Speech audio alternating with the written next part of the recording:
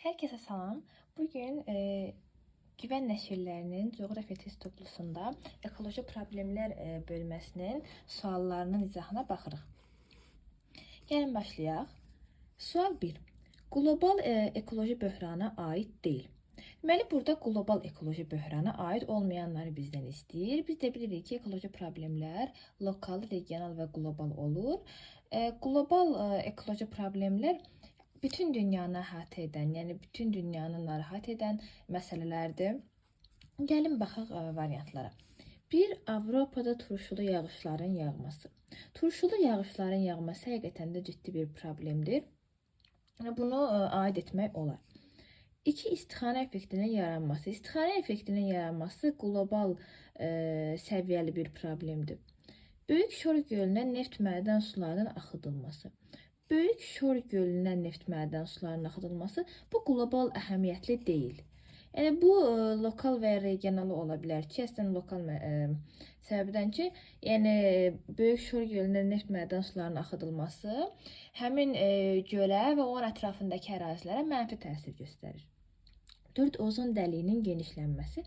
Ozon dəliyinin genişlənməsi də qlobal problemdir. Olmaz bu. Dağ mədən sənayesinin ətraf landşafları çirkləndirməsi. Dağ mədən sənaye ətraf landşafları çirkləndirirsə, yəni bu həmin əraziyə məxsus olan bir problemdir, həmin landşaftlarda olan bir problemdir. Ona görə bunu da biz qlobala götürə bilmərik. Bizim doğru cavabımız olur 3, 5. Yəni qlobal ekoloji böhrana aid olmayanlar. Digər 3 variant isə qlobal ekoloji problemə aid olanlardır. İkinci sual. Ekoloji vəziyyətin ən ağır dərəcəsi. Ekoloji vəziyyətin 5 dərəcəsi var və ən ağırı kollaps vəziyyətidir ki, burada artıq təbiətin özünü bərpa etməsi qətiyyən mümkün deyil və insanın yaşaması üçün bu ərazilər təhlükəlidir. Məsələn, radiasiyaya məruz qalmış Çernobılda kollaps vəziyyəti müşahidə olunur. Yəni biz yüngüldən ağıra sıralasaq, ən normalı təbii vəziyyətdir, sonra müvazinət, üçüncü gəlir böhran vəziyyəti, sonra faciəli vəziyyət, sonra da ən ağırı kollaps vəziyyəti. 3. İçməli su ehtiyatları ilə yaxşı təmin olunmuş ölkələri müəyyən edin. Baxaq, Norveç, Finlandiya, yəni içməli su ilə yaxşı təmin olunub. Yəni bu cavabdır. Ukrayna, İraq. Xeyr. İraq olmaz. Kanada, Monqolistan. Xeyr, yəni Norveç və Finlandiya ilə müqayisədə Monqolistanda o qədər də çox təmin olunmuyor. Çad, Meksika, xeyr. Misir, Rusiya, Misir olmaz. Norveç, Finlandiya, yəni hər ikisi su ilə yaxşı təmin olunan ölkələrdir. Tullantıların utilizasiyasının əsas istiqamətlərindən deyildir. Bastırma var, yandırma var, kompost var, təkrar emal var, amma okeana axıtma əsas istiqamətlərə aid deyil. 5. Adam başına düşən içməli suyun həcminin daha böyük olduğu ölkələri müəyyən edin. Deməli, baxaq burada. Kanadada böyükdür. Yeni Zelandiyada, Almaniyada yox. Bir də Avstraliyanı biz götürürük içməli su həcminin böyük olduğu ölkələrə. Bunun xəritəsi də var. Burada olacaq cavab 1, 3, 4. 6. Dünyanın ən çirkli çaylarına aid deyil. Sitarium bilirik ki, ən çirkli çaydır. Yansızı da çirklidir. Anadır çirkli deyil. Xeyr. Nil də çirklidir, Yamuna da çirklidir. Anadır çayı şimalda yerləşir və ən çirklənmiş çaylara aid deyil. 7. Ekoloji monitoringin təşkili zamanı laboratoriyaları aşağı səviyyədən yuxarı səviyyəyə doğru sıralayın. Baxaq. Mobil laboratoriya, stasionar və mini qeyd olunub. Ən aşağıdan başlayaq. Bir mini laboratoriya olacaq, sonra mobil laboratoriya olacaq, sonra da stasionar laboratoriya olacaq. Yəni 3, 1, 2 doğru cavab A variantı. 8. sual. Uyğunluğu müəyyən edin. Qlobal ekoloji böhran, regional ekoloji böhran və lokal ekoloji böhran. Lokal ən kiçik ərazini əhatə edir. Regional müəyyən hər hansı bir müəyyən ərazini əhatə edir. Bir regionu, bir neçə ölkəni. Məsələn, qlobal isə dünya əhəmiyyətli bir problemlər buna aiddir. Baxaq. daha kiçik əraziləri əhatə edir. Lokal, daha kiçik əraziləri əhatə edir. Bəzi dövlətləri və ya dövlətin müəyyən bölgələrini əhatə edir. Bu regionaldır. Həlli üçün dövlətlərin birgə fəaliyyəti vacibdir. Burada birgə fəaliyyət isə qlobala aiddir. 1-ə C, 2-yə B, 3-ə A, 8-də E variantı. 9. Əhalinin qida rasionunda buğda və kartof məhsullarına tələbatın nisbətən az olduğu ölkə. Buğda və kartofa əsas tələbat var ABŞ-da, Kanadada, Avstraliyada, Yeni Zelandiyada. Və variantlara baxırıq, görürük ki, 4 ölkə burada var. ABŞ, Avstraliya, Kanada, Zelandiya. Norveçdə isə buğda və kartofa o qədər də tələbat yoxdur. Baxırıq 10-cu suala. Ərzaq və Kənd Təsərrüfatı Təşkilatı və Ümumdünya Səhiyyə Təşkilatının qəbul etdiyi bir insanın gün ərzində qidalanma norması nə qədərdir? Deməli, bu təşkilatın qəbul etdiyi qərara görə insanın gün ərzində qidalanma norması 2400-2500 kilokalori təşkil etməlidir. B variantı 2400-2500. 11. Transsərhəd su ehtiyatlarından daha çox asılı olan ölkələr. Baxaq. Yaponiya, Yunanistan, Danimarka, xeyr. İsveç, Böyük Britaniya, Uganda olmaz. Braziliya, Finlandiya, Kolumbiya, xeyr. Küveyt, Türkmənistan, Misir. Bəli, bu olar. Həm Küveyt, Türkmənistan, Misir. Yəni gördüyünüz kimi, yəni daha isteyen illərdə yerləşən ölkələrdir və yaxud quraq ərazilərdə yerləşən ölkələrdir və bunlar transsərhəd su ehtiyatlarından daha çox asılı olan ölkələrdir. Türkiyə, Norveç, Venezuela, xeyr, Norveç də asılı deyil. Və 11-də doğru cavab D variantı. 12. Ərazilərin bioloji məhsuldarlığını əbədi itirməsi. Əbədi itirmədən söhbət gedirsə, geri dönüşü olmayan bir şeydən söhbət gedirsə, bu kollaps vəziyyətidir. 12-də A. 13. İl ərzində adam başına düşən içməli su ilə yaxşı və pis təmin olunan ölkələr. Deməli, yaxşı təmin olunan ölkələrə biz, yəni burada qeyd edim, 1-ə, Yeni Zelandiyanı 1-ə götürürük. Yəni birinci, bu da ikinci. Pakistanı 2-yə götürürük, zəif təmin olunan ölkələr. Türkmenistanı götürürük, zəif təmin olunan ölkələrə. Kanadanı yaxşı təmin olunana götürürük. Misiri zəif təmin olunana götürürük. Argentinanı da yaxşı təmin olunana götürürük. Deməli, yaxşı təmin olunanlar 1, 4, 6, pis təmin olunanlar 2, 3, 5. 1, 4, 6, 2, 3, 5 C variantı. 14-cü sual. Tullantıların utilizasiyasının ən ucuz üsul bastırılma üsuludur. 15-ci sual. Tullantıların təkrar emal edilməsində lider olan ölkələr. Baxaq. Almaniya, Belçika, İsveç. İnkişaf etmiş ölkələrdə təkrar emal və onun istehsalı inkişaf edib. Yəni bu tipli sualda inkişaf etmiş ölkələrə götürürük. Bir də Nepal, Hindistan, Kamboca olmaz. Nigeriya, Mali gördüyünüz kimi, yəni kasıb ölkələr burada qeyd olunur. Albaniya, Moldova, Türkiyə olmaz. Liviya, Cərhayəti olmaz. Yəni burada inkişaf etmiş Almaniya, Belçika və İsveç tullantıların təkrar emalında lider olan ölkələrə aiddir. 16-cı suala baxırıq.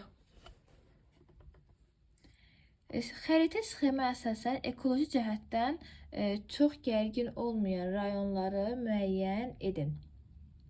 Baxaq. Azərbaycan xəritəsi göstərilib və ekoloji cəhətdən gərgin olmayan rayonlar istəyir. Baxaq, məsələn, Xəzər sahili də 5-6, yəni bu ərazilər, neft çıxaran ərazilər ekoloji cəhətdən gərgin rayonlardır. Ona görə 5 və 6 olmaz bizdə, 5-6 olmaz. Variantlarda görülsün. Aha, qalır burada 1-3-4 və 1-2-3. 2 və 4 arasında qalsa, baxın 4 dağlıq Şirvandır. Bu ərazi ekoloji cəhətdən gərgin ərazidir. Yəni bunun xəritə sxemi də var. Mən çalışacağım ki, həm Telegram, həm də Instagram səhifəmdə paylaşım bunu. Dağlıq Şirvan ekoloji cəhətdən gərgin olan rayona aiddir. Ona görə 4 də olmaz. Bizdə qalır 3, 2, 1 B variantı. 17. Təbiətin qorunması üçün yaradılmış beynəlxalq təşkilatlar. Baxaq. UNICEF və ISISCO, UNESCO və IAEA bu atomla bağlı təşkilatdır. C. Greenpeace və UNEP. Bəli, budur. C variantıdır. Yəni D-də üst və ərzaq və kənd təsərrüfatı təşkilatıdır. Bu deyil. Qeydiyyatdır ki, Qaradəniz İqtisadi Əməkdaşlıq Təşkilatıdır. Greenpeace də ekologiya ilə bağlı təşkilatdır. UNEP də ətraf mühitin qorunması ilə bağlı təşkilatdır. Ona görə burada doğru cavab C olacaq. Belə, C variantı. 18. Ekoloji problemin əmələ gəlməsinin məntiqi ardıcıllığını müəyyən edin. 6 cümlə var və biz burada ardıcılığı təyin etməliyik. Materiklərin sahil boyu əraziləri su altında qalır. Okeanın səviyyəsi 1,5-2 metr qalxır. Əvvəlcə qalxmalıdır, sonra su altında qalmalıdır. Doğrudurmu? Yəni 1-dən əvvəl gəlir burada. Çünki gərək səviyyə qalxsın, sonra ərazilər su altında qalsın. İqlim 0,5-0,6 dərəcə istiləşir. Örtük buzlaqlarının bir hissəsi əriyir. Gərək temperatur qalxsın, sonra örtük buzlar ərisin də, yəni 3-4-dən əvvəl gəlməlidir. Havanın tərkibində karbon qazının miqdarı artır. Havaya atılan zərərli qazların sənaye və nəqliyyat üstüsünün miqdarı artır. Aha, ən birinci burada 6-dır. Çünki havaya atılan zərərli qazların miqdarı artır. Yəni gərək əvvəlcə zərərli qazlar atılsın ki, sonra ekoloji cəhətdən problemlər yaransın. Yəni bütün problemlərin başında bu 6-cı səbəb dayanır. Daha sonra havada deməli tüstünün miqdarı artır. Sonra havanın tərkibində karbon qazının miqdarı artır. 6-dan sonra 5 gəlir. Karbon qazının miqdarı artdığına görə iqlimdə istiləşmə baş verir. Temperatur artır. İstixana effektindən xatırlayın. Deməli temperatur artdı, iqlim istiləşdi. İqlim istiləşirsə artıq buzlaqlar əriməyə başlayır. Yəni iqlim istiləşdikdən sonra buzlaqlar əriyir. Buzlaqlar əriyir, okeanın səviyyəsi qalxır, sonra da sahil boyu ərazilər su altında qalır. 6, 5, 3, 4, 2, 1 D variantı. 19-cu sual. Ərzaq probleminin qlobal miqyas almasının səbəblərindən deyil. Dünya əhalisinin sayının çoxalması. Əhalinin sayının çoxalması, yəni ərzaq probleminin əsas səbəbidir. Təbii mühitin dəyişməsi. Ola bilər bu. Çünki yəni təbii mühit dəyişir, müəyyən problemlər yaranır, bu olar. Sənayenin payının artması. Sənayenin payının artması kənd təsərrüfatının payının azalmasına deməkdir. Azalmasına gətirib çıxardır. Bunu da yəni müəyyən qədər aid etmək olar. Urbanizm səviyyəsinin yüksəlməsi. Urbanizm yəni şəhərləşmə, şəhərdə əhalinin sayı artır, yəni şəhərləşmə inkişaf edir. Bu da olar. Kənd təsərrüfatının üstün inkişafı. Kənd təsərrüfatının üstün inkişafı ərzaq probleminin həllinə gətirib çıxarda bilər ki, kənd təsərrüfatı inkişaf edir. Yəni əhalinin ərzaqla və sair məhsullarla təmin olunmasındakı problemlər aradan qalxır. Yəni belə nəticələrə gətirə bilər. Amma ərzaq probleminin səbəbi kənd təsərrüfatının nisbətən digərlərinə görə artıq geridə qalmasıdır. Ona görə də burada biz kənd təsərrüfatının üstün inkişafını ərzaq probleminin səbəbinə aid olan nümunə olaraq göstərə bilmərik. 20. Zibil növlərini təbiətdə məhv olma müddətinin artmasına görə sıralayın. Deməli, məhv olma müddətinin artmasına görə. Qida tullantılarıdır, polietilen torbalar, avtomobil akkumulyatorları, kağız və şüşə. Ən birinci qida tullantıları məhv olur ilk olaraq 1. Daha sonra qida tullantılarından sonra kağız məhsullarıdır. Kağız məhsullarından sonra akkumulyatorlardır. Burada ən sonda şüşə məhv olur. Sonra yazıq bura polietilen torbaları, ən sonra da şüşə məhv olur. 1, 4, 3, 2, 5 doğru cavab C variantı. 21. Hansı regionların qida rasionunda düyünün payı daha çoxdur? Düyü biz bilirik ki, düyü istehsalı Cənub, Şərq və Cənub-Şərqi Asiyada yüksək inkişaf edib və buna görə də həmin ərazilərdə yaşayan əhalilər düyüyə daha çox üstünlük verirlər. Yəni Cənub-Şərqi Asiyada həm təbiətin həm iqlimlə bağlı olaraq çəltiyin əkilməsi daha çox inkişaf edib, həm də ki onların belə deyək də dinləri ilə əlaqədar çox da ət yeməklərinə orada üstünlük verilmir deyə əsasən düyüyə üstünlük verilir və ona görə də düyü əsasən Cənub, Şərq və Cənub-Şərqi Asiya xalqlarının əhalisinin qida rasionunda böyük yer tutur. Yəni burada bizim cavabımız düyüdən söhbət gedirsə olacaq Cənubi Asiya, Şərqi Asiya və Cənub-Şərqi Asiya. 1, 3, 4. 22. Təbii su ehtiyatlarının qorunub saxlanılması üçün həyata keçirilməsi vacib olan tədbirlərdən deyil. Baxaq. A. Sənaye müəssisələr və məişətdə istifadə edilmiş çirkli suların yenidən təmizlənməsi. Bu ola bilər. Yəni tədbirlərdən ola bilər. Sudan az istifadə edən istehsal texnologiyalarının tətbiqi. Bu da yəni ona aid, həmin tədbirlərə aiddir. Sonra kənd təsərrüfatında suvarma sisteminin təkmilləşdirilməsi aiddir. Torpaqların gübrələnməsi zamanı yeraltı suların çirklənməməsini təmin etmək. Bu da ola bilər. İçməli suyun insanlar tərəfindən az içilməli olduğunu təbliğ etmək. Xeyr, bu qətiyyən olmaz. Yəni biz insanlara bu suyu az için təbliği heç vaxt doğru değildir. Yəni bir insan gündəlik 2,5 litrə qədər, yəni ortalama su içməlidir. Yəni öz sağlamlığına görə. Ona görə də yəni insanlara siz az su için deyə bir təbliğat aparmaq qətiyyən doğru deyil. 22-də E variantı. Açıq tipli suallara keçək. 23-cü sual. Deməli, ekoloji vəziyyət qeyd olunur və ona uyğun olan cümlələri biz qeyd etməliyik. Təbii, faciəli və müvazinət vəziyyət. Özünün əvvəlki vəziyyətini bərpa olunması qeyri-mümkün mühiti əks etdirir. Qeyri-mümkün mühit deyirsə, bu faciəli vəziyyətdir. Yəni artıq qeyri-mümkün görünür də ora. Yəni iri şəhərlərdir məsələn. Onlar artıq elə formada yaradılıb ki, yəni artıq əvvəlki vəziyyətinə qaytarmaq, həmin o iri şəhərləri, yəni binaların yerini yenidən məşəli ilə əvəzləmək qətiyyən mümkün deyil. Ona görə də qeyri-mümkün dedikdə faciəli vəziyyət olur.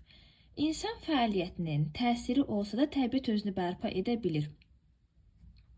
Bu aiddir müvazinət vəziyyətinə. Müvazinətdə insan fəaliyyəti çox az olur. Olsa da özünü təbiət bərpa edə bilir. Məsələn, savanna və ekvatorial meşənin sərhədi buna aiddir. Yəni orada insan təsiri olsa da çox azdır. Sonra insan fəaliyyətinin olmadığı və çox zəif olduğu bu təbii vəziyyətdir. Yəni ekstremal ərazilər var ki, orada insanlar yaşamırlar. Yəni orada ya insan fəaliyyəti yoxdur, ya da çox zəifdir. 3-ə, yəni 1-ə gedir təbii vəziyyət. Bioloji məhsuldarlığını əbədi itirən ərazilərdir və bərpa etməyə güc çatmır. Bu artıq kollapsa aiddir, ona görə olmaz. Deməli 1-ə getdi C, 2-yə A, 3-ə də B. Keçək 24-cü suala. Transsərhəd su ehtiyatlarından asılılığı 90%-dən çox olan ölkələr. Deməli, transsərhəd su ehtiyatlarının asıllıq Bangladeşdir, Misirdir, Türkmenistan'dır. İspanya, Kanada, Japonya değil. Burada Bangladeş, Misir ve Türkmenistan transsərhəd su ehtiyatlarından daha çox asılı olan ölkələrdir. 25. Uyğunluğu müəyyən edin. Ekoloji siyasətin istiqamətləri verilib və biz uyğun cümlələri qeyd etməliyik. İqtisadi, maarifləndirici və təbliğat, inzibati nəzarət. Baxaq. Ada qeyd olunub, ətraf mühiti çirkləndirən müəssisələrin ödəmə və vergi sistemlərinin yenidən işlənilməsi bu iqtisadi tədbirlərə aiddir. İqtisadi cəhətdən bu tədbirlər görünür.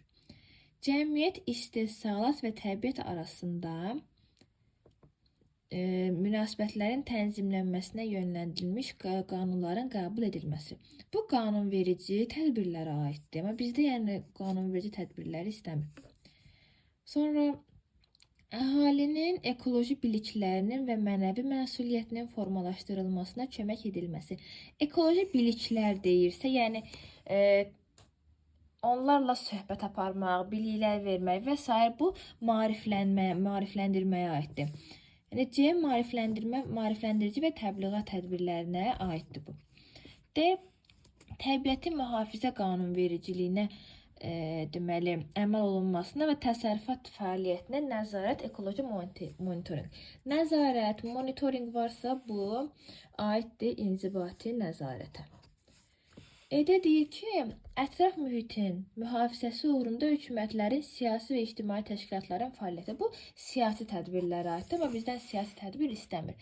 Deməli 1-ə A, 2-yə C, 3-ə D. 26-cı sual. Xəritə sxemə əsasən ekoloji cəhətdən çox gərgin olan rayonları müəyyən edin. Yəni, çox gərgin olan rayonlar. 3 gərgindir, 100%. 5 gərgin rayon deyil, bu Lənkəran ərazisi. Altda Quba da gərgin rayon deyil. Quba Qusar əraziləri o da gərgin deyil. Aran gərgin rayondur, 3, 4, 2. 2 də gərgin deyil.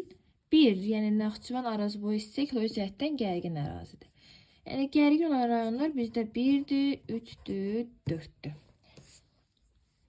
Yəni bu ekoloji cəhətdən gərgin və gərgin olmayan rayonlar güvənin vəsaitində xəritə olaraq verilib. Yəni çalışacağım çox o xəritəni Telegram kanalında paylaşım və izahını verim. 27-ci sual.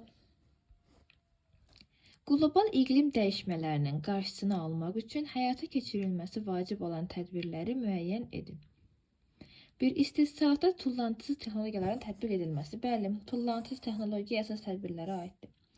Faydalı qazıntıların açıq üsulla çıxarılması. Xeyr, əksinə, bu zərərdir. Sənaye müəssisələrində təmizləyici qurğulardan istifadə edilməsi. Onları təmizləyici qurğulardan istifadə etmək yaxşıdır. Avtomobil istehsalının məhdudlaşdırılması. Yəni, avtomobil istehsalını belə deyək də məhdudlaşdırmaq mümkün deyil. Çünki artıq insanların əsas nəqliyyatını təşkil edir, həyatlardan bir parçasıdır və bunu məhdudlaşdırmaq artıq qeyri-mümkün bir səviyyəyə gəlib çatıb. Ona görə biz bu tədbiri buna aid edə bilmərik.